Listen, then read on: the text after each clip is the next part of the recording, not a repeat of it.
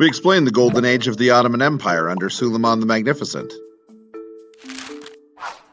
During the 50-year period after the fall of Constantinople, the fight with Dracula, and the Ottoman takeover of southeastern Europe, the Ottomans also began an eastward expansion into the decaying Mongol Golden Horde, which also brought them into conflict with a rising Shiite power in the area, the Safavids, who we'll hear about later.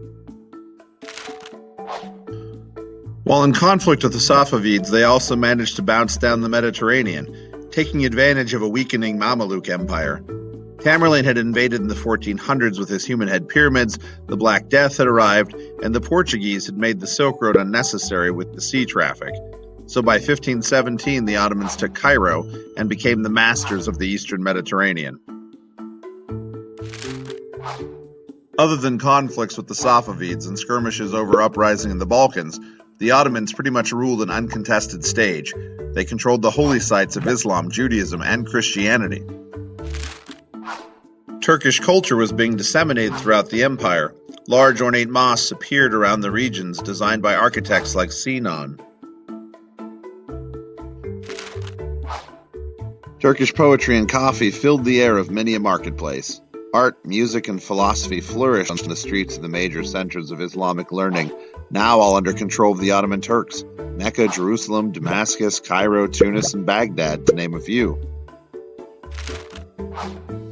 After centuries of warfare in the Middle East, it seemed the Ottomans had it under control. Europe feared the organizational strength of the Ottoman, especially under Sultan Suleiman the Magnificent. Europeans began calling for another crusade to liberate the Christian lands in the Balkans and Hungary. However, France forged their own path and made an alliance with the Ottomans despite pleas of the Holy Roman Empire. The thing they didn't know was that Suleiman was equally afraid of European expansion. Portugal was on the rise, and it was taking Islamic nations in Africa away while expanding a sea trading empire that did not require Ottoman participation. Suleiman worked behind the scenes to keep Europe destabilized. It's reported that he spent a lot of money to encourage the Protestant Reformation in order to weaken the Catholic Church.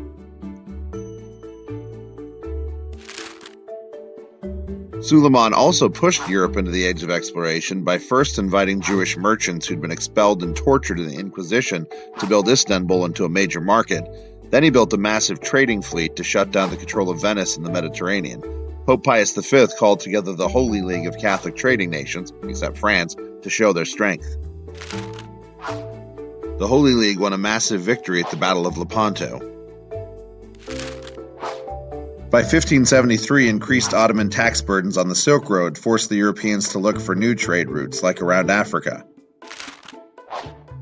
Suleiman also launched an invasion of Vienna in 1529 that failed, but pushed Europe to start military buildup.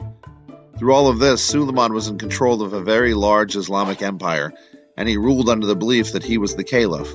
He ruled with justice and wise vizier advice. He built a massive bureaucracy, a class system, and drafted a civil code of laws that would exist hand-in-hand with Sharia, known as Suleiman's Code. It was the Ottomans' golden age.